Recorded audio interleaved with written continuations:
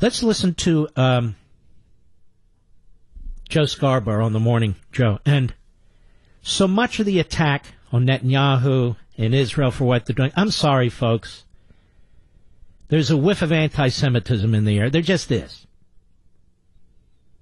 There just is. There are things these hosts and reporters say about Israel, the country, that they wouldn't say about any other country. They wouldn't say it about a Muslim country. They wouldn't say it about an Asian country, an African country, never. But Israel, it's free game. Joe Scarborough on the Morning Joe. Cut 7, go. I think the most amazing thing is that we didn't ask Netanyahu for anything for this. So you hear they're all saying the same thing. And so what they're saying, this is what I mean about this whiff of anti-Semitism. Hey, Jews, you want your historic capital? You want us to move our embassy there?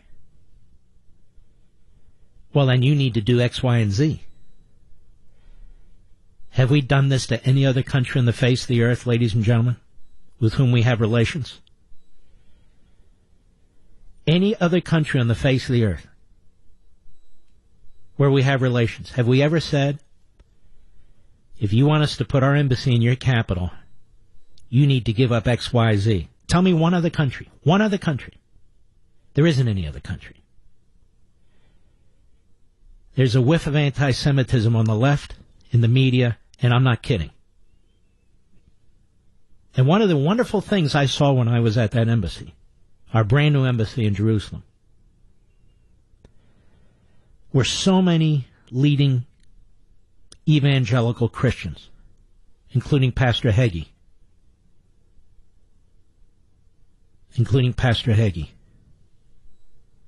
Absolutely wonderful.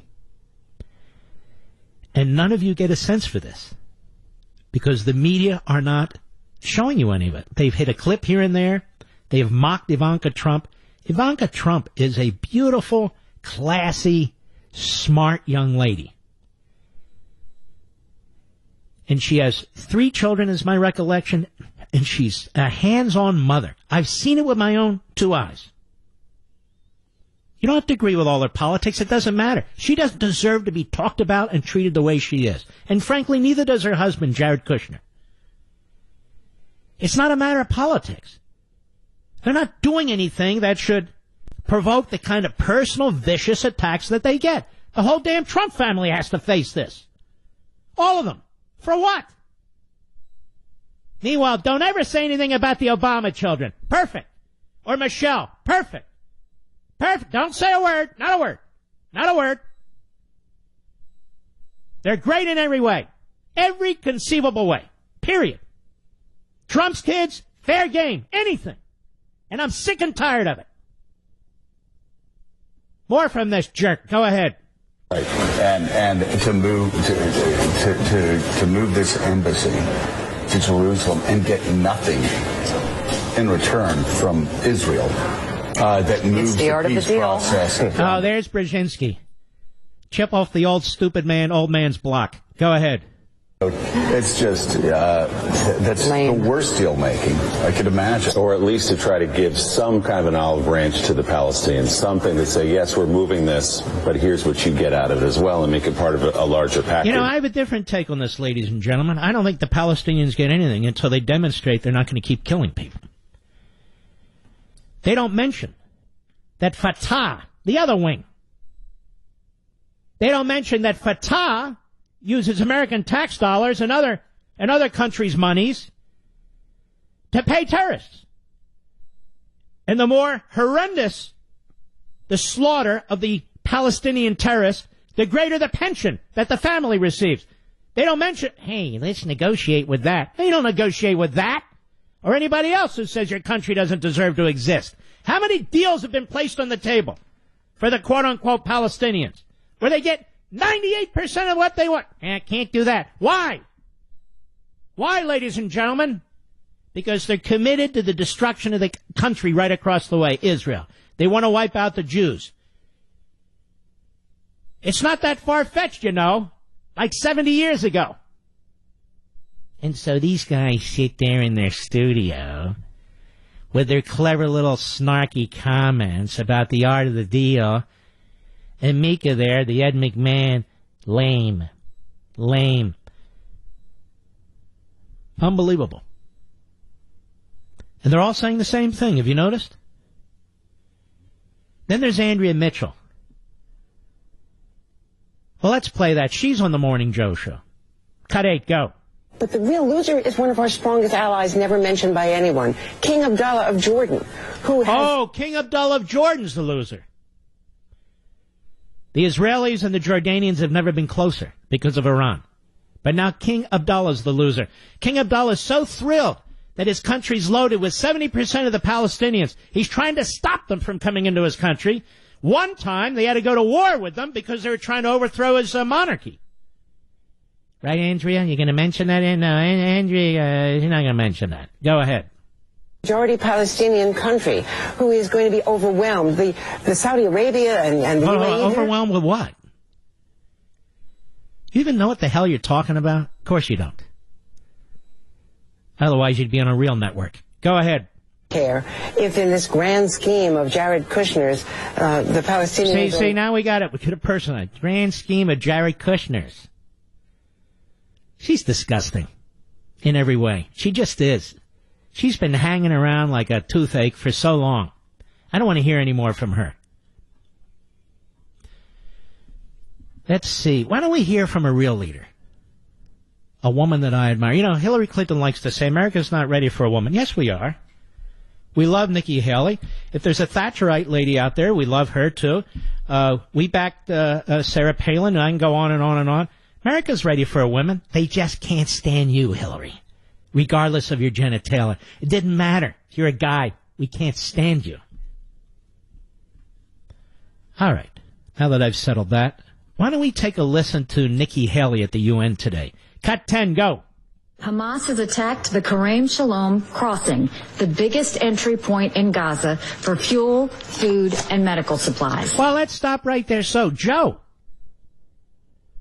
why would they do that? Why would they attack the major entry point where the Israelis are bringing them food and medical supplies? Why don't you tell your audience that the country that provides more food, medical supplies, clean water, and electricity to Gaza is Israel? Why don't you tell them that, Joe? Lame. Go ahead. How determined they are to make the lives of the Palestinian people miserable. They light Molotov cocktails attached to kites on fire and attempt to fly them into Israel to cause as much destruction as possible. Let me explain what that means. You see, the area between Gaza, there's a big buffer area between Gaza and many of the Israeli communities. Some of them are right up there, and there's a lot of grassland there. And so what they're trying to do is create these massive fires. We've had massive fires in places like California in the Northwest, and so that's what they want to create. And then they want to storm the fence, where 50 or 100,000 people start flooding into this tiny country. That's the problem. Hey, all they're doing is shooting paper clips with rubber bands. Go ahead. When asked yesterday why he put a swastika on his burning kite, the terrorist responded, quote, "The Jews go crazy when you mention Hitler," unquote. This is what is endangering the people of Gaza. Make no mistake. Wow, remember that Princeton? Oh, this is just like the marchers at Selma. Idiot. Go ahead. Is pleased with the results from yesterday. I asked my colleagues here in the Security Council, who among us would accept this type of activity on your border? No one would. No country in this chamber would act with more restraint than Israel has. In fact, the records of several countries here today suggest they would be much less restrained. Those who suggest that the Gaza violence has anything to do with the location of the American embassy are sorely mistaken. Rather, the violence comes from those who reject the existence of the state of Israel in any location. And by the way, Joe and Fareed and the rest of the gaggle of miscreants and malcontents, how about all those Democrats in 1995 and all those Democrats in 2017 who voted in support of moving our embassy to Jerusalem. How come you're not attacking a single Democrat who voted to do that? Not one. They won't attack a single Democrat who voted to move our embassy to Jerusalem. And not a single Democrat currently in the House or Senate went to the ceremony. It just shows you what's happened to the Democrat Party and the media. Bunch of ratfinks. I'll be right back. Mark Levin.